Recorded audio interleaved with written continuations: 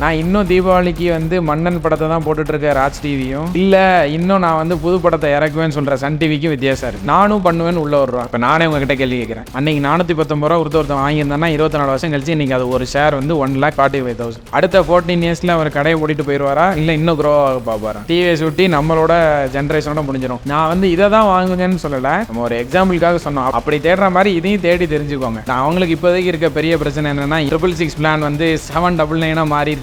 எல்லாத்தையும் சொல்ல முடியாதனால சரி அப்படியே மேலோட்டமும் சொன்னேன். இன்னைக்கு ப்ராஃபிட்டோ லாஸோ அது இன்னைக்கே ஸ்கொயர் அப் பண்ணி முடிச்சுவேன். அதுக்கும் ஆன்சர் இருக்கு என்கிட்ட. அதை சொன்னா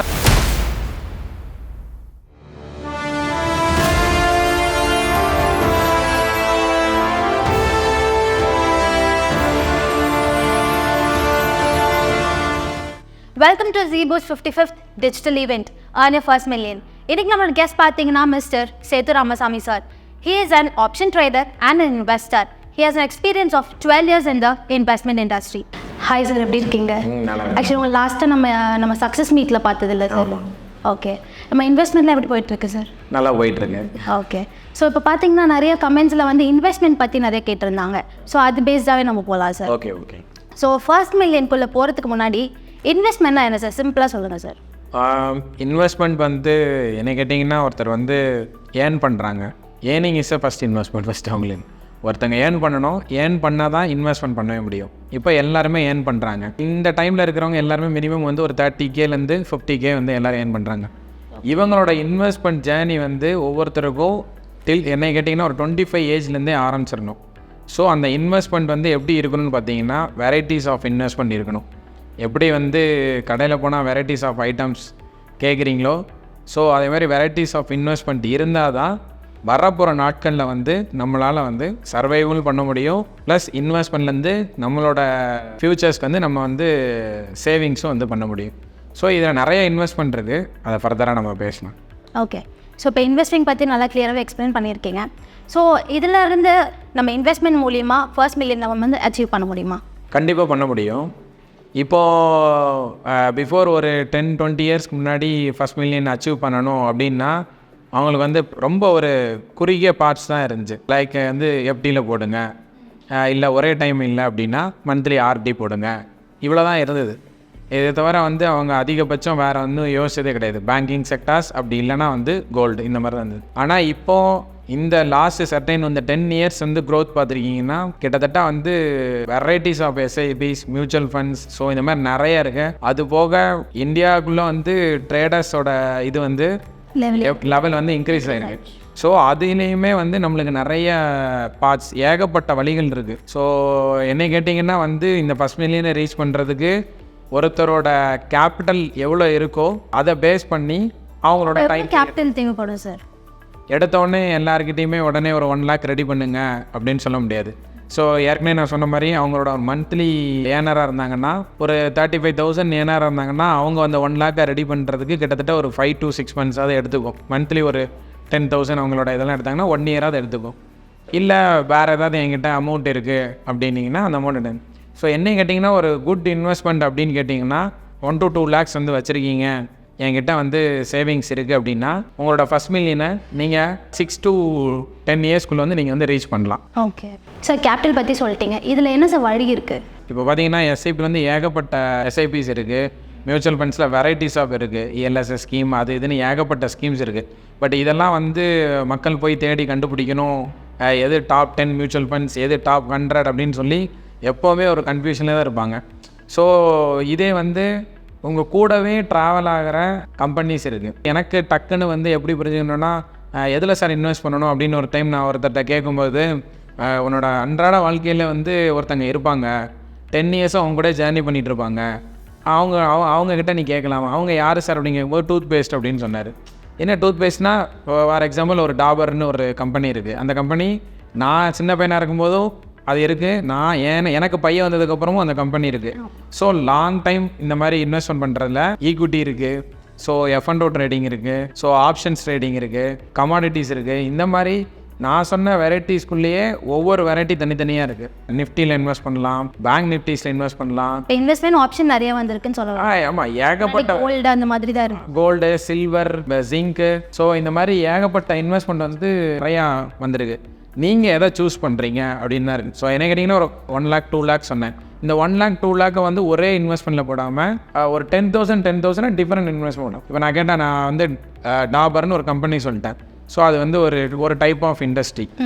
ஈக்விட்டியில் கேட்டிங்கன்னா டிஃப்ரெண்ட் டைப் ஆஃப் இண்டஸ்ட்ரி. இப்போ இந்த லாஸ்ட் சர்டைன் பீரியட்ஸில் நான் படித்தது மெக்கானிக்கல், நான் முடிச்சு வெளியே வரும்போது மெக்கானிக்கலுக்கு நிறைய வண்டன் இருந்துச்சு. இப்போ போய் யாராவது மெக்கானிக்கல் யூனிவர்சிட்டியில் காற்று வாங்கிட்டு இருக்குன்னு சொல்கிறாங்க. இப்போ இதிலே நான் டிவிஷன்ஸ் எப்படி சொல்லுவேன்னா, சிஎஸ்சியில் வந்து 3 செக்டாருக்கு தான் பயங்கரமாக மூவ்மெண்ட் இருக்குன்னு உங்களுக்கு தெரியும். அதுக்குள்ளேயுமே டிவிஷன் இருக்க மாதிரி நம்ம ட்ரேடிங்குள்ளேயும் ஏகப்பட்ட டிவிஷன்ஸ் இருக்குது, நிறைய இருக்குது. ஸோ அந்த மாதிரி தேடி கண்டுபிடிச்சி நம்ம வந்து இன்வெஸ்ட் பண்ணலாம். கண்டிப்பாக சார். ஸோ இன்வெஸ்ட்மெண்ட் பற்றி எல்லாமே சொல்லியிருக்கீங்க இன் டீடைல். இந்த இன்வெஸ்ட்மெண்ட் மூலிமா எவ்வளோ இம்பார்ட்டண்ட்டாக இருக்குது இந்த 1 million ரீச் பண்ணுறதுக்கு? அதாவது லைஃப்பில் வந்து ஒரு சர்டைன் பீரியட்ஸில் ஒரு டெசிஷன் வந்து எடுப்பாங்க. 12th முடித்தோடனே என்ன காலேஜ் முடித்தோடனே எங்கே வேலை, அதுக்கப்புறம் எங்கே கல்யாணம், இதுதான் வந்து ஒரு பார்ட். அதே மாதிரி தான் இன்வெஸ்ட்மெண்ட்லேயும். ஸோ வேலைக்கு முடித்தோடனே என்ன மாதிரி ஜாப் போகிற, சம்பாதிச்சிட்டியா, இந்த காசு வச்சு என்ன பண்ண போகிற, உடனே அதான் கேட்பாங்க.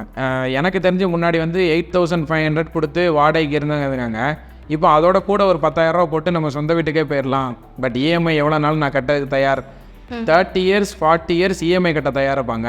ஆனால் அதே 30 yearsக்கு இன்வெஸ்ட்மெண்ட் பண்ணி சேவிங்ஸ் பண்ண ரெடியான்னு கேட்டால் இல்லைன்னு. எனக்கு 5 வருஷத்தில் ரிட்டர்ன்ஸ் கொடுக்குற மாதிரி எதாவது கொடுங்க. அதே மாதிரி 5 வருஷத்தில் வீடு வாங்கினோன்னே கட்டுங்கன்னு சொன்னால் கட்டிடுவாங்களா?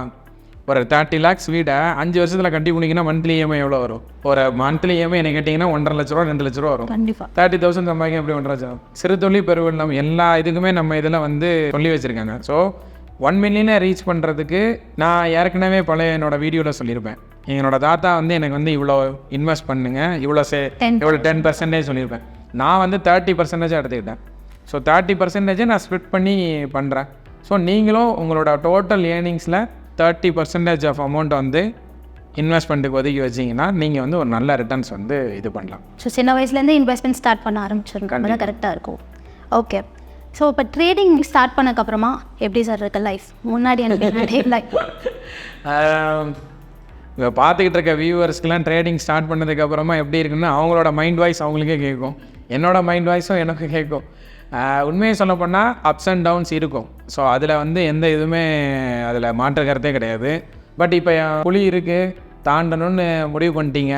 பட் யோசிக்கிட்டே இருந்தீங்கன்னா கீழே விழுந்துருவோமோ இல்லையோன்னு. அதை மாதிரி தான் என்னை கேட்டிங்கன்னா நான் மார்க்கெட்லேயும் சொல்லுவேன் ஓப்பனாக. இல்லை எனக்கு ரொம்ப சேஃபர் சைடில் இருக்கணும், யாரையும் டிஸ்டர்ப் பண்ணாமல் ஜஸ்ட்டு வந்து பலகை போட்டு அந்த புலியை வந்து நிதானமாக தாண்டிக்கலாம். இல்லை அந்த புலி வந்து மண்ணை போட்டு மூடுற வரைக்கும் காற்றுக்காக நான் வெயிட் பண்ணுறேன், இப்படிலாம் வெயிட் பண்ணலாம். பட் இன்வெஸ்ட்மெண்ட் நீங்கள் பண்ணும்போது ஒரு ரிஸ்க்கும் சேர்த்து தான் இருக்கும். ஸோ அதுக்கு நம்ம ரெடி ஆகிக்கணும்னு நான் சொல்கிறேன். ஸோ என்னை கேட்டிங்கன்னா அப் அண்ட் டவுன்ஸ் இருக்குது. ஓவராலாக வந்து நான் வந்து ப்ராஃபிட்டில் தான் இருக்கிறேன். ஸோ ரிஸ்க் மேனேஜ்மெண்ட் எல்லாமே தெரிஞ்சுட்டு உள்ளே இறங்கணும்னு சொல்கிறேன். கண்டிப்பாக. அது இல்லாமல் வந்து ரொம்ப பிளாங்காக உள்ளே வந்து இறங்கினாங்கன்னா புலி மேலே புலி கீழே போயிடுவாங்க. ஓகே. ஸோ உள்ளே இறங்கினாவே அந்த ரிஸ்க் மேனேஜ்மெண்ட் எல்லாமே தெரிஞ்சுட்டு தான் நம்ம உள்ளே இறங்க முடியும். கண்டிப்பாக. ஃபைன். ஸோ இப்போ நீங்கள் ஆப்ஷன் ட்ரேடிங்கும் பண்ணிகிட்ருக்கீங்க, இன்வெஸ்டரும் இருக்கீங்க நீங்கள். ஸோ உங்களோட எது ஃபேவரட் சார்? எனக்கு வந்து ஆப்ஷன் ட்ரேடிங் தான். என்னன்னு கேட்டிங்கன்னா ருசி கண்ட பூனை வந்து அதுக்கு ஒரு பழமொழி தான். ஸோ ஆப்ஷன் ட்ரேடிங்கில் வந்து திடீர்னு நான் அடிக்கடி ஒரு கம்பேரிசன் வைப்பேன். எப்படின்னா ஒரு 500 rupees எனக்கு வந்து 9:15க்கு மார்க்கெட் ஆரம்பித்தோன்னே 9:15.45 seconds அப்படிங்கும் போது எனக்கு வந்து ஒரு 500 காமிச்சிடும். நான் வந்து உடனே கம்பேர் பண்ணுவேன், இந்த 500 புக் பண்ணலாமா வேண்டாமா அப்படின்னு சொல்லி புக் பண்ணிடுவேன். புக் பண்ணதுக்கப்புறம் அதை மேலே ஏறி 2000 காட்டுச்சுன்னா அதை வரைச்சோம். அப்போ நான் என்ன கம்பேர் பண்ணுவேன்னா, லாஸ்ட்டே ஒரு வீடியோ சுந்தர் பிச்சை வந்து 1 minute எவ்வளோ சம்பாதிக்கிறாரு. ஸோ அதை வந்து எல்லாருமே அந்த வீடியோ வந்து பார்த்துருப்பாங்க. ஒரு 1 year முன்னாடி அவருக்கு வந்து போட்டிருந்தாங்க 1 minute. நம்மளுக்கு 45 seconds ஒருத்தர் 500 கொடுத்துட்டான் ஆப்ஷன் ட்ரேடிங்கில். இங்கே இருக்கிற ஆப்ஷன் ட்ரேடருக்கு பிரச்சனை என்னென்னா, அந்த நான் 500 ரூபாயை வாங்கிட்டு போக மாட்டாங்க, திரும்ப உள்ளே வருவாங்க இந்த களத்துக்குள்ளே. ஸோ ஆப்ஷன் ட்ரேடருக்கு எப்போவுமே எப்படின்னா ஒரு கையில் வால் ஒரு கையில் கேடயம். வரும்போது அப்படியே ஸ்டாப் பண்ணுவோம், இருக்கும்போது அப்படியே போட்டு அடிக்கிறது. நான் சொல்கிறது ஒரு பை ஒரு செல், இது நடந்துக்கிட்டே இருக்கும்.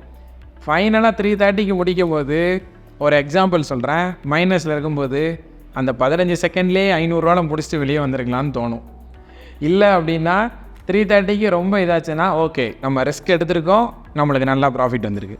ஸோ ஆப்ஷன் ட்ரேடிங் பொறுத்த வரைக்கும் என்னை கேட்டிங்கன்னா உங்களுக்கு கொடுக்கும், நீங்கள் எங்கே எக்ஸிட் ஆகிறீங்கிறது உங்கள் கையில் தான் இருக்குது. அதுக்கு ஒரு நல்ல எக்ஸாம்பிள் சொல்லியே சொல்லலாம். ஒரு 10,000 நீங்கள் வச்சுருக்கீங்க, எஃப்டியில் போடுறீங்க, உங்களுக்கு 1 இயர் கழிச்சு 7% ரிட்டர்ன்ஸ் 700 rupees வரும். 7%. ஓகேவா? 10% வச்சா கூட 700 தான் வரும். 10% கொடுக்கல, அதோட பில்லோ தான் வரும். அப்போ அதே 10,000 ரூபா போட்டு ஆப்ஷன் ட்ரேடிங்கில் 45 செகண்ட்ஸில் 500 கொடுத்தா உங்களுக்கு போதும். அப்புறம் ஆகணும். ஸோ அப்போ வந்து என்ன இன்வெஸ்ட்மெண்ட் கொடுக்கணும் அதை நம்ம வந்து கேதர் பண்ணிக்கணும். திரும்ப நீங்கள் வந்து அந்த 500 ஒரு எஸ்ஐபியில் போடலாம். ஸோ நான் 15 செகண்ட்ஸில் கொடுக்கணும். ஒரு நாள் நடக்கும், ஒரு நாள் 5 hours கூட நடக்கும். பட் இங்கே வந்து நாட்கள் கூட இல்லைங்கிறத நான் சொல்கிறேன். பெர் டே ஆப்ஷன் ட்ரேடிங்கில் நீங்கள் ஒரு 25,000 வச்சு 500 பண்ண முடியுமான்னு அந்தந்த ஆப்ஷன் ட்ரேடிங் கேளுங்க. 3:30 முடியும் போது என்ன நடக்குங்கிறது தான். ஸோ என்ன கேட்டிங்கன்னா ஃபஸ்ட்டு பார்த்தோன்னே நீங்கள் எடுத்துகிட்டு வெளியே வந்துடணும். அது நீங்கள் எல்லாத்தையும் ப்ராப்பராக ப்ரிப்பேர் ஆகி ரெடியாகி போனதுக்கப்புறம் நீங்கள் அதை செய்யணும். கிளியரான ஆன்சர் கொடுத்துருக்கீங்க சார். ஆக்சுவலி இப்போ என்னோட பர்சனலாக ஒரு கொஸ்டின் இருக்குது. இப்போ வந்து என் வீட்டில் பார்த்தீங்கன்னா கோல்டில் இன்வெஸ்ட்மெண்ட் பண்ணணும்னு அவங்களுக்கு சொல்லிட்டு இருக்காங்க. எனக்கு வந்து ஸ்டாக்கில் இன்வெஸ்ட்மெண்ட் பண்ணணும்னு சொல்கிறேன் நான். ஸோ எது சார் பெட்டர் அண்ட் ப்ராஃபிட்டபுளாகவும் எது இருக்கும்? இதுக்கு வந்து ஒரு நல்ல கம்பேரிசன் நான் சொல்கிறேன். நான் வந்து என்னோடய காலேஜ் முடிச்சதுக்கப்புறம் டிவிஎஸ் கம்பெனியில் ஜாயின் பண்ணேன். ஓகே. அப்போ நான் டிவிஎஸில் வந்து 3,500 rupeesக்கு தான் வந்து டெக்னீஷியன் அப்ரண்டிஸாக ஜாயின் பண்ணேன். அப்போ வந்து டிவிஎஸோட ஷேர் ப்ரைஸ் வந்து 18 rupees. நான் 3,500 rupees நான் வந்து சேலரி வாங்கிட்டேன். அதே டைமில் கோல்டோட ப்ரைஸ் வந்து 1,900. இப்போ நீங்கள் சொல்லுங்கள், 3,500 rupees ஏர்னிங்கில் நான் ஒரு ஷேர் வாங்கினா எவ்வளோ? 19 ரூபா கொடுத்தா போதும். ஓகேவா? ஸோ அவ்வளோதான். ஆனால் ஒரு கிராம் நான் கோல்டு வாங்கணுன்னா எவ்வளோ கொடுக்கணும்? கிட்டத்தட்ட என்னோடய சம்பளத்தில் 75% நான் கொடுக்கணும். இப்போ ரெண்டையும் உள்ள கம்பேரிசன் பாருங்கள். இப்போ 2009 பாஸ்ட் அவுட்னா 2009 இதோட நிலைமையை சொல்கிறேன். இப்போ 2024. ஸோ நியர்லி 14 years ஆச்சு.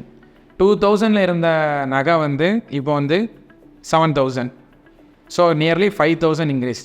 19 rupeesல இருந்த டிவிஎஸ் இப்போ என்ன விலை? 1000 கிட்ட வந்து ப்ளஸ். கிட்டத்தட்ட அன்னைக்கு ஒருத்தர் வந்து 19 rupeesல வந்து அதை ஒன்றே வாங்கியிருந்தார். இல்லை நீங்கள் 10,000 கொடுத்து ருபீஸ்க்கு ஒரு 2 மாதம் சேலரியை கஷ்டப்பட்டு அப்படியே நீங்கள் வாங்கிட்டீங்க அப்படின்னா இன்றைக்கி அவரோட அப்ரிசியேஷன் வேல்யூ என்ன இருக்குது? ஸோ கிட்டத்தட்ட வந்து டிவிஎஸ் ஓனர் கூட அப்படியே சேர்ந்து உட்கார. அதுக்கும் இன்ஃபோசிஸில் வந்து இந்த மாதிரி ஒரு கதையை நடந்துச்சு. அவங்களோட டிரைவருக்கு இதே மாதிரி சம்பளம் கொடுக்காம 10% ஆஃப் அமௌண்ட்டை வந்து ஷேர்ஸாகவே கொடுத்துட்டு இருந்தாங்க, நீ வச்சுக்கோன்னு சொல்லி. 10 years வந்து அவர் டிரைவராக தான் இருந்தார், 10 years ஓனராக தான் இருந்தார். 10 years முடியும் போது டிரைவர் ஓனர் ஆகிட்டார். ஏன்னா அந்த அளவுக்கு வந்து அப்ரிசியேஷன் நடந்துச்சு. ஸோ ஆப்ஷன்ஸில் ஈக்விட்டியில் ஸோ இந்த அளவுக்கு அப்ரிசியேஷன் இருக்குதுன்னு நீங்கள் தெரிஞ்சுக்கலாம். பட் கோல்டும் நீங்கள் பண்ணலாம். நான் இப்போவே என்னோடய பொண்ணுக்கு வந்து நான் ரெடி பண்ணி வச்சிட்டேன். ஏன்னா இன்றைக்கி நான் 7,000 இது பண்ணணும்னா இல்லை அவங்க மேரேஜ் ஆகும்போது 14,000 நான் வாங்க போகிறேன். ஸோ ரெண்டுமே தான். பட் இப்போ நான் சொன்ன கம்பேரிசனில் உங்களுக்கு எதுன்னு நீங்களே வந்து ஆன்சர் கண்டுபிடிச்சிக்கலாம். ஆப்வியஸ்லி ஸ்டாக்ஸில் போட்டானா கண்டிப்பாக. இந்த காலேஜ் ஸ்டூடெண்ட்ஸ்க்குலாம் இன்வெஸ்ட்மெண்ட் அட்வைஸ் என்ன சார் கொடுப்பீங்க? நானும் காலேஜ் படிக்கும்போது என்கிட்ட இதை பற்றி பேசும்போது போடா அப்படின்னு சொல்லிட்டு தான் போயிருக்கேன். எப்படி நம்மளும் இப்போ எதுவும் சொன்னால் கமெண்ட்டில் தான் சொல்லுவாங்க. பட் அவங்களுக்கு இப்போதைக்கு இருக்க பெரிய பிரச்சனை என்னென்னா, ஏன் வந்து ஜியோ வந்து விலை ஏற்றுனா 666 பிளான் வந்து 799 மாறிடுச்சு, அதை பற்றி தான் யோசிச்சுட்டு இருப்பாங்க. மாதம் எப்படியும் வந்து நீங்கள் Disney plus Hotstar plus Amazon prime video எல்லாம் சேர்த்து மாதத்துக்கு ஒரு 500 ரூபா ரீசார்ஜ் பண்ணுவீங்க. நீங்கள் எப்படி மாதம் ரீசார்ஜ் பண்ணுறீங்களோ ஒன்று நீங்கள் வாங்கி வச்சிட்டா கம்பெனி 10 வருஷம் கழித்து நீங்கள் ரீசார்ஜ் பண்ண அமௌண்ட்டோட 10 மடங்கு உங்களுக்கு ரிட்டர்ன்ஸ் வந்துருக்கும். கம்பெனியும் வளருவீங்க, நீங்களும் சேர்ந்து வந்துடுவீங்க. இதுக்குள்ளே எல்லாமே அடங்கியிருக்கும். ஸோ இந்த ஒரு எக்ஸாம்பிளே அவங்களுக்கு போதும். ஏன்னா அவங்களுக்கு ஷார்ட்டாக சொன்னால் தான் பிடிக்கும். நீங்கள் இதில் போய் போடுங்க, இதில் போய் செய்யுங்கன்னு சொன்னால் போயிடுவாங்க. அதனால் என்ன பண்ணுறீங்களோ அதுக்கு ஒரு கம்பெனியை போய் நீங்கள் வாங்கிடுங்க. இந்த வீடியோ உங்களுக்கு யூஸ்ஃபுல்லாக இருக்கும்னு நினைக்கிறோம். And thank you so much sir, உங்கள் டைம் ஸ்பெண்ட் பண்ணி இவ்வளோ தூரம் எங்களுக்கு இன்வெஸ்ட்மெண்ட் பற்றி எல்லாமே எக்ஸ்பிளைன் பண்ணியிருக்கீங்க. Thank you so much sir. Thank you. Jai Hind.